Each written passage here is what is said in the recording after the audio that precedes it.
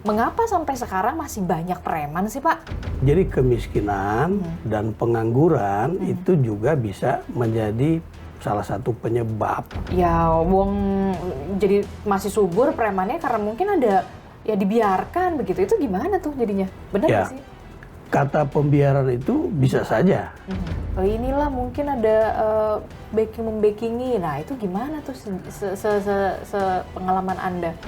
Saya kira nggak ada lagi backingnya, ya. Harusnya nggak ada. Harusnya. Ya, ini mah yang ditangkepin preman-preman kelas receh, yang kelas kakapnya mah masih santai-santai aja nih gitu. Jadi Nah, preman kelas kakap itu yang seperti apa, Mbak Disti? yang preman kakapnya ini, yang pungli-pungli narik-narikin duit itu di pengusaha-pengusaha begitu. Nah, ini gimana nih? Berani nggak?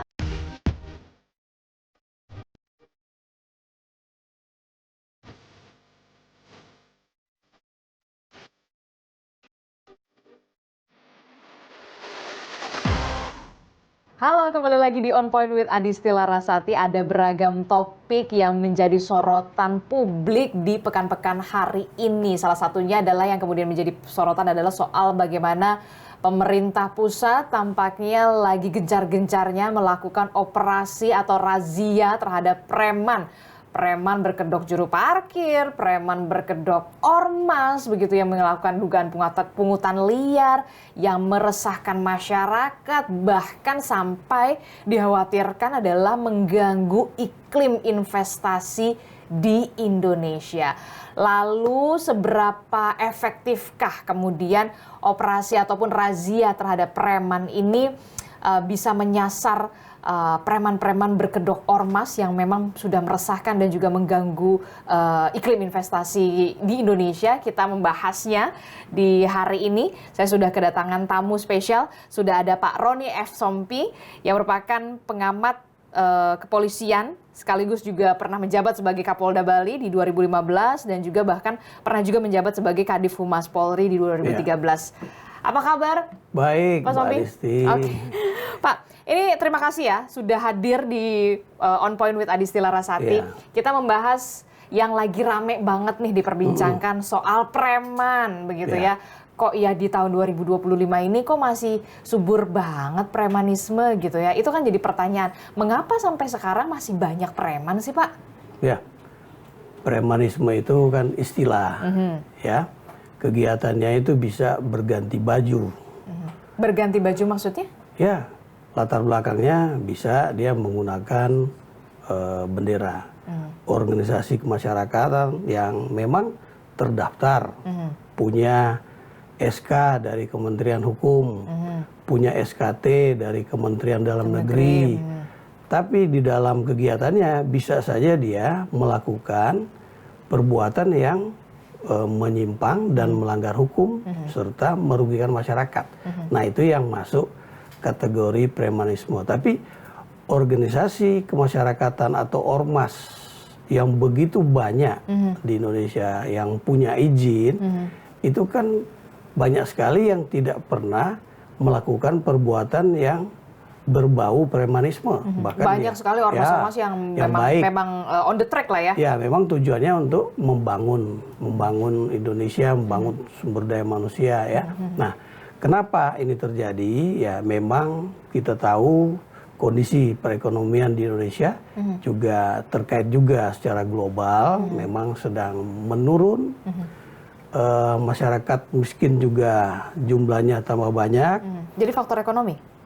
Ya, faktor ekonomi. Jadi kemiskinan dan pengangguran itu juga bisa menjadi salah satu penyebab. Penyebabnya banyak sekali karena premanisme itu seperti gunung es, puncak dari gunung es, di mana gunung esnya sendiri menjadi penyebab itu kan di bawah permukaan air laut tidak nampak ya. Pas dilihat ternyata wow banyak banget ya. Ya, oleh karena itu menyelesaikan persoalan premanisme ini tidak bisa dilakukan hanya oleh salah satu organisasi pemerintah atau kementerian atau lembaga, misalnya Polri saja. Tidak bisa. Karena dia ada penyebab yang memang bisa rumit dan perlu kerjasama secara sinergi lintas sektoral ya komprehensif sifatnya. Nah, tentu misalnya begini, ketika sekarang ini sudah digaungkan pemberantasan premanisme, sehingga perintah Bapak Presiden melalui Menteri Koordinator Politik dan Keamanan sudah mengajak seluruh kementerian dan lembaga termasuk Polri di bawah koordinasi Menteri Koordinator Polkam ini untuk melaksanakan pemberantasan premanisme dalam bentuk satuan tugas. Satgas. Satgas. Nah, makanya kemudian dibuatlah Satgas premanisme itu ya? Ya, Satgas pemberantasan premanisme ya, yang dilakukan secara gabungan. Tidak hanya Polri, ada juga TNI. Saya kira kalau berkaitan dengan ormas yang melakukan premanisme, di sini tentu ada 2 kementerian yang boleh melakukan pengawasan terhadap ormas tadi yang memiliki izin dari Kementerian Hukum. Atau di Kemendagri. Kemendagri. Jadi 2 itu aja. 2 itu berkaitan dengan posisi ormas. Tapi kan premanisme itu kan tidak hanya oleh ormas. Ada yang dia mencatut-catut nama ormas. Tapi mereka kan merupakan kelompok-kelompok kecil atau ya dia menamakan diri ormas, tapi ormas yang tidak terdaftar. Nah, kalau ormas tidak terdaftar atau mereka hanya kelompok-kelompok kecil, mungkin itu yang sekarang ini secara kasat mata oleh Satgas dari Polda Metro, Satgas dari Polda Jawa Barat, dan beberapa polda yang lain kelihatan tertangkap tangan, tertangkap basah, berada di lokasi yang mengganggu. Bahkan mereka mungkin juru parkir, katakanlah tadi juru parkir yang ya memeras. Nah, perbuatan-perbuatan ini kan tertangkap basah, harus dilakukan penangkapan dan penertiban. Bisa proses pidana tergantung perbuatan yang ditangkap pada saat Satgas beroperasi. Ada buktinya atau enggak? Ya, kan? Itu harus ada kayak gitu. Tapi yang kemudian jadi orang jadi mengatakan, jadi ada pemikiran begini ya, wong jadi masih subur premannya karena mungkin ada ya dibiarkan begitu. Itu gimana tuh jadinya? Benar nggak sih? Kata pembiaran itu bisa saja. Ya, ini kan masyarakat melihat kok premanisme ini begitu ya mewabah lah katakanlah dan mengganggu masyarakat. Jadi masyarakat bisa mengatakan atau menganggap ada pembiaran. Nah, oleh karena itu sekarang ini atas perintah Presiden, saya kira operasi Satgas yang dinamakan operasi pekat ya, penyakit masyarakat, karena premanisme ini kan dianggap oleh, kalau di kepolisian itu dianggap sebagai penyakit masyarakat. Jadi bentuknya bermacam-macam. Nah, dengan adanya operasi ini menunjukkan bahwa pemerintah tidak diam.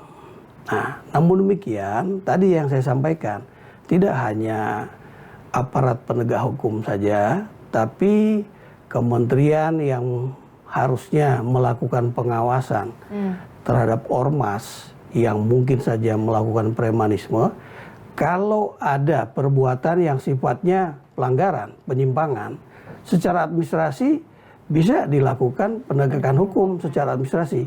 Ya, ditegur sampai 3 kali, dicabut izinnya. Kalau sudah seperti itu kan lebih mudah kepolisian atau Satpol PP melakukan penertiban dan penindakan ya. Ya, seperti itu. Nah, tapi yang kemudian jadi pertanyaan kita semua adalah begini. Apa yang sedang dilakukan oleh kepolisian begitu, kita apresiasi lah operasi pemberantasan preman tidak hanya di Polda Metro Jaya, di hampir seluruh wilayah Indonesia. Saya sudah lihat banyak sekali liputannya begitu ya.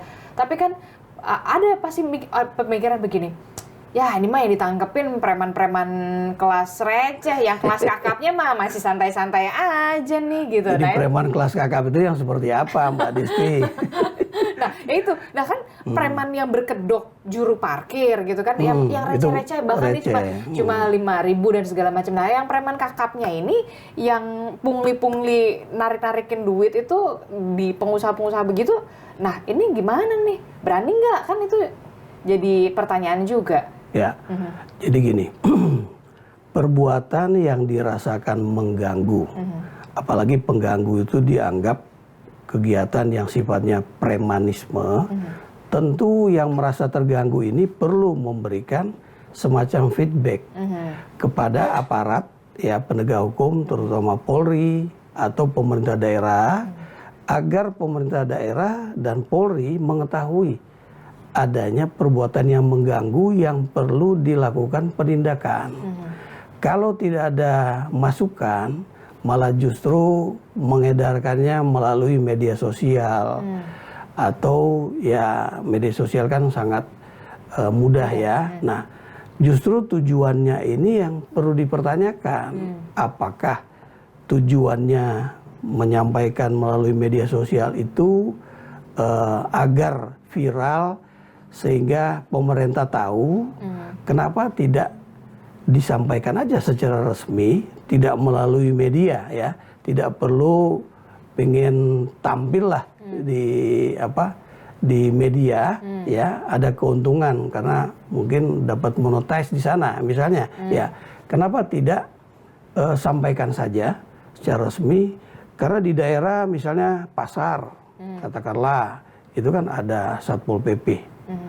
Disampaikan kalau memang pemerintah tidak ada tindakan, nah kegiatan yang sifatnya membuat viral ini mungkin menjadi salah satu cara pilihan supaya agar dapat atensi. Iya, seperti itu. No viral, no justice. Nah, iya. Nah, itu dia. Jadi kalau sebenarnya efektif nggak sih sebenarnya operasi yang saat ini dilakukan dengan menyasar preman-preman dalam tanda kutip, preman-preman kecil lah ya, kita preman jalanan lah ya, tapi kemudian bagaimana kemudian pemerintah bisa dalam tanda kutip benar-benar menertibkan begitu ya, menertibkan yang biangnya nih. Biang dari premanisme yang sangat mengganggu ya. Dan bahkan mungkin mengganggu iklim investasi. Ya. Kita sekarang aja kita tuh susah loh, Pak. Nyari investor. Ini giliran investornya mau udah ada, mungkin malah tiba-tiba di dalam ada dugaan pemalakan dan segala macam lah. Itu seperti yang di Banten itu, maksudnya. Itu loh, nyari invest. Kalau itu kan justru pengusaha yang melakukan di Banten. Nah itu dia, itu bergaya preman. Ya tergantung kita menganggapnya seperti apa. Jadi kita melihat kegiatan yang mengganggu investasi itu seperti apa. Tapi gaung yang sekarang sedang dibangkitkan, digelorakan oleh pemerintah, ini saya melihat dari sudut pandang keilmuan saya ya, bahwa ada teori legal system teori oleh Lawrence Friedman. Beliau mengatakan bahwa penegakan hukum itu tergantung 3 hal. Yang pertama substansinya, yaitu undang-undangnya. Undang-undangnya ada, undang-undang ormas ada, undang-undang kalau ormas itu melakukan pidana ada KUHP ya, dan undang-undang yang lain. Yang kedua ada aparat penegak hukumnya, dan yang ketiga kultur hukum. Kultur hukum ini, budaya hukum ini termasuk juga apa yang sedang dilakukan oleh Kompas TV, oleh Mbak Adisti dan kawan-kawan, menyampaikan edukasi kepada masyarakat, itu membangun opini bahwa pemerintah sedang memberantas premanisme, sehingga masyarakat percaya, masyarakat merasa nyaman. Nah, apa yang dilakukan dengan operasi ini sebenarnya untuk membangun kebersamaan bahwa pemberantasan premanisme itu dilakukan oleh aparat penegak hukum, tapi juga ada kementerian yang terkait dengan ormas untuk mengawasi, tapi juga ada kementerian dan lembaga lain yang memperbaiki perekonomian sehingga terbuka kesempatan kerja. Dan premanisme ini mungkin bisa diarahkan katakanlah menjadi penjaga security di perusahaan-perusahaan tertentu. Kemudian kementerian yang terkait dengan perusahaan itu ya menagih. Ada kan corporate social responsibility CSR dari setiap perusahaan untuk masyarakat setempat. Itu tolong dong dibagikan sedapat mungkin, bisa memberikan kesempatan minimal mengurangi beban perekonomian dari masyarakat setempat. Ya kalau bisa preman atau ormas yang di sekitar perusahaan itu juga terayomi secara ekonomi. Tapi ada nggak sih Pak, ini Bapak ya, sepengalaman Bapak sebagai dulu pernah jadi Kadifumas, terus udah gitu juga Kapolda Bali juga begitu, maksudnya antara polisi, kemudian Kementerian Hukum, dan juga Kemendagri begitu, misalkan kepolisian, inilah nama-nama ormas-ormas yang kita sudah ada laporan dugaan pungli dan segala macam gitu, untuk bisa direview atau ditinjau begitu ya, ditinjau masih bisa tidak menggunakan bendera itu, ormas itu. Ada tidak selama ini koordinasi antara 3 lembaga itu sebenarnya? Koordinasi itu tergantung masing-masing pimpinan dari lembaga dan anak buahnya, ya. Jadi saya tergantung juga, pimpinannya ya? Iya, karena aturan kan sudah ada, ya. Kalau secara sosiologi hukum itu, almarhum Profesor Dr. Sacipto Raharjo mengatakan bahwa undang-undang itu adalah hukum yang mati, kata beliau. Dia akan hidup ketika aparat penegak hukum mengoperasionalkannya. Nah, oleh karena itu tergantung. Kementerian Hukum itu punya kantor wilayah hukum di 33 provinsi. Kemendagri punya gubernur, punya bupati, punya wali kota. Seberapa care-nya melalui kepala Badan Kesbanglinmas, Satpol PP, membantu.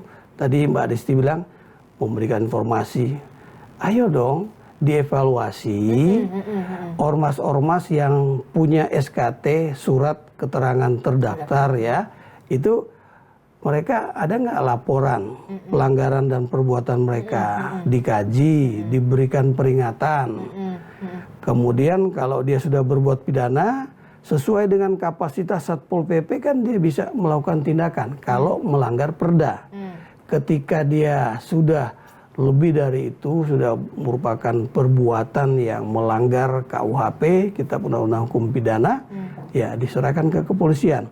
Artinya begini, harus ada sinergi lintas sektoral, dilakukan dengan komprehensif, tidak ada ego sektoral. Nah itu dia yang jadi masalahnya. Ya, kalau ada ego sektoral ya nggak mungkin bisa. Semua atau masing-masing mau menunjukkan, oh saya yang hebat.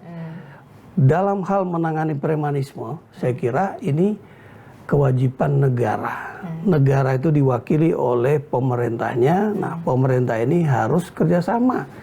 Jangan lagi ya ingin powerful, ya.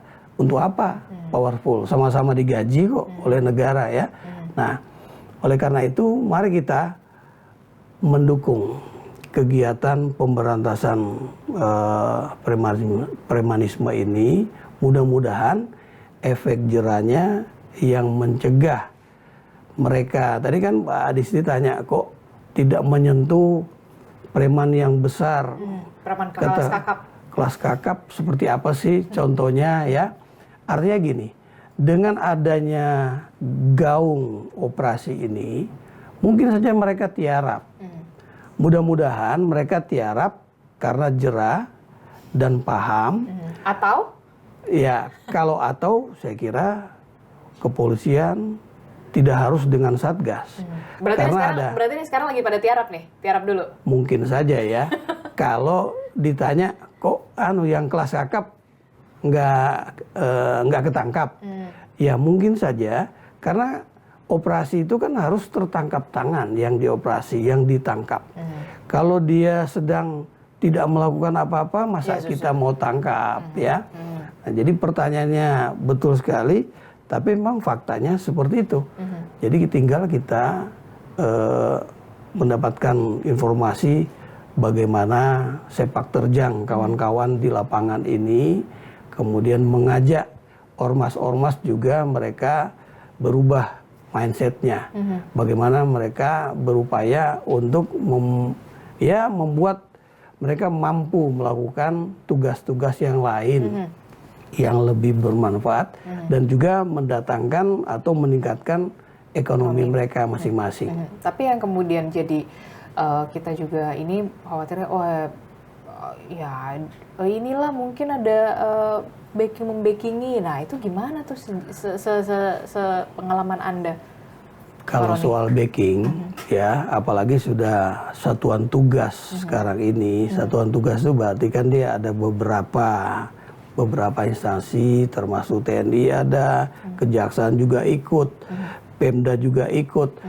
Saya kira nggak ada lagi backingnya, ya. Harusnya nggak ada. Harusnya ini di atas kertas, ya, di lapangan. Mudah-mudahan, ya, mudah-mudahan ada ketegasan dari operasi yang tentu kalau operasi itu singkat waktunya, nggak bisa lama, anggarannya kan terbatas.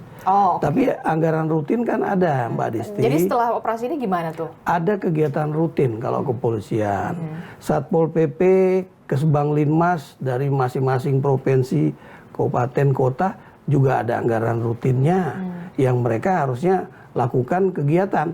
Bisa patroli kan? Kan ada mobil patroli Satpol PP. Sabara dari Polres juga ada mobil patroli Sabara. Ada kegiatan yang sifatnya Bimas oleh Bayangkara Pembina Kamtibmas di desa-desa. Itu dari unsur TNI pun ada Bintara Pembina Desa.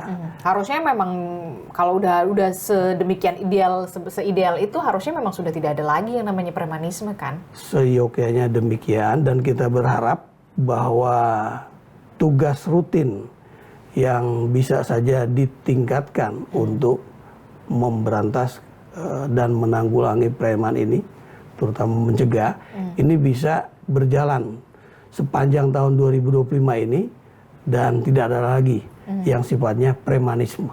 Kalau kejahatan-kejahatan yang terjadi tergantung kepada pengawasan yang ada dan perhatian masyarakat untuk tidak memberikan kesempatan untuk kejahatan itu terjadi. Oke, kalau dari kacamata Anda begitu ya, sebagai dulu pernah di Polri juga begitu dan sekarang pengamat kepolisian, sudah tegaskah selama ini polisi untuk memberantas preman? Ya seharusnya tegas. Kalau belum tegas, itu yang harus diperbaiki. Pak Kapolri dan seluruh Kapolda sampai Kapolres sampai Kapolsek, sudah tegaskah kawan-kawan ini melakukan tugasnya? Apakah kurang berani? Ya, dengan adanya ketegasan kurang dari beraninya tuh kenapa ya, Pak? Kita pernah punya pengalaman ya, adik-adik saya ketika menindak, ingat waktu beberapa tahun yang lalu ada pimpinan sebuah organisasi masyarakat kembali dari luar negeri, ya, kemudian dilakukan penindakan, justru pimpinan Poldanya dipindah. Ya artinya apa? Artinya mereka melihat ya sikap secara top down dari pimpinan yang punya wewenang itu, untuk mereka merasa bahwa kalau mereka melakukan tindakan benar sesuai dengan aturan, mereka tidak disalahkan. Jadi tidak ada duplikasi, tidak ada penjabaran yang berbeda terhadap hukum. Kalau kita bicara hukum, ya A, B, B. Ya hitam, putih, Ya, nggak ada gray area. Nah, kalau misalnya ketika mereka menindak, kan itu pasti akan sampai ke sidang pengadilan. Akankah jaksa, kemudian hakim yang nanti memproses perkaranya itu akan melakukan upaya memberikan efek jerah kepada para pelakunya ini. Ini juga merupakan bagian dari sistem peradilan pidana di Indonesia yang kadangkala begitu kita terlalu antusias untuk penegakan hukum, justru itu sifatnya kan menyakitkan. Kenapa tidak kita pilih upaya-upaya yang sifatnya ya soft power lah. Soft power itu lebih kepada mengajak, Persuasif. mencegah, persuasif, menyelesaikan persoalan. Yang sekarang ini sudah dikenal dengan istilah restoratif justice. Menyelesaikan persoalan-persoalan di masyarakat tanpa harus sampai ke sidang pengadilan. Jadi korbannya, pelakunya itu bisa diajak urun rembuk dan dikasih solusi, terutama kepada pelakunya ini. Tapi kalau yang premanisme sampai mengganggu iklim, meresahkan pengusaha begitu ya, iklim investasi begitu ya, sampai investor jadi kok begini ya gitu ya, itu kan juga harusnya sudah nggak perlu lagi ragu-ragu lah ibaratnya untuk ya kalau memang sudah terbukti ada aduan itu, ada laporan itu ya harus ditindak. Ya harus ditindak Iya. dan ya sudah bubarkan saja seharusnya gitu. Tapi kok Memang ada yang belum. Nah itu makanya saya tanya. Kalau semuanya bisa setegas itu kan harusnya sudah tidak ada lagi laporan soal sampai ini meresahkan, ini mengganggu iklim investasi. Harusnya kan sudah tidak ada lagi laporan-laporan Kita seperti itu. perlu juga mengajak para pengusaha yang merasa terganggu ini menyampaikan informasi yang lebih detail sehingga Harus ada buktinya. Bukan. Kalau buktinya ini kan kalau kita akan membawa ke ranah pidana, membawa ke sidang pengadilan. Tapi kalau dia merasa resah saja, merasa aduh kok gini ya gitu, itu kita bisa lapor kemana gitu? Upaya pencegahan. Jadi ketika mereka akan melakukan kegiatan, kan polisi bisa diberikan informasi. Nah, polisi akan melakukan kegiatan yang sifatnya menjaga. Karena tugasnya polisi itu menjaga, patroli, ya, penegakan hukum. Ini kan perlu. Tidak selalu penegakan hukum. Jadi bisa juga dengan pengawalan, ya. Nanti pengawalan nggak pakai dalam arti apa? Pengawalan yang seperti protokoler, tapi pengawalan ini tersamar untuk melihat sekaligus juga kalau ada perbuatan di depan mata yang sifatnya tertangkap. Nah, itu seperti itu. Memang ini kan perlu ada terapi-terapi khusus, terapi kejut yang hanya diketahui oleh si pengusaha dan kepolisian. Yang ini tentu tertutup dilakukan. Nggak bisa juga dilakukan secara terbuka seperti Satgas. Jadi Satgas ini ada Satgas yang terbuka, tapi Satgas tertutup oleh anggota intelijen, bahkan anggota reskrim itu juga ada. Nah, tidak selalu langsung disampaikan ya, karena sifatnya kan harus ditemukan dulu. Perbuatan melawan hukum itu dibuktikan tidak dengan alat bukti. Jadi harus memang ada ininya ya, ada mekanismenya. Ada mekanisme yang tidak selalu tersampaikan secara real time kepada kawan-kawan media, tapi itu harus disampaikan sesuai dengan Undang-Undang Keterbukaan Informasi Publik pada saatnya ya. Pertanyaan saya selanjutnya begini. Apa sih sulitnya untuk memberantas preman berkedok ormas sebenarnya? Tidak ada sulitnya. Tidak ada sulitnya sebenarnya. Ya saya pernah jadi Kapolda, pernah jadi Kapoltabes di Surabaya, pernah jadi Kapolres 2 kali. Saya melaksanakan itu. Jadi tidak ada sulitnya. Yang sulit itu adalah ya masing-masing pribadi pejabatnya yang harusnya melaksanakan tugas, kalau menurut saya sih tugas pencegahan yang paling penting. Kalau sudah dicegah nggak mungkin ada. Saya kasih contoh begini, pernah ada Kapolda Bali pada suatu saat setelah saya, ya dia menertibkan ormas-ormas yang bernuansa itu melakukan premanisme. Kemudian tertib Bali. Bisa kok. Bisa. Nah, iya, makanya di Bali bisa. Ya. Kenapa di daerah lain kenapa nggak bisa ya? Itu yang jadi pertanyaan juga. Di daerah lain tuh di mana? Di wilayah lain. Banyak daerah di Indonesia ini yang tidak ada kegiatan premanisme. Banyak. Banyak yang masyarakat, Ya. tapi kan juga masih ada laporan-laporan yang meresahkan. Ada laporan-laporan yang kadangkala muncul, ya, muncul itu dia tidak sampaikan ke aparat setempat, justru dia menyampaikan ke media dengan harapan. Viral terus baru dapat atensi dan di. Nah ini yang harus dirubah. Kalau dirubah kan harus sama-sama. Iya. Masa polisinya memperbaiki sendiri kan tidak bisa. Harus sama-sama kita sehingga suasana informasi yang dibangun di Indonesia juga yang bermanfaat harusnya. Oke, kalau menurut Anda dari pengalaman Anda Pak Roni, 3 poin.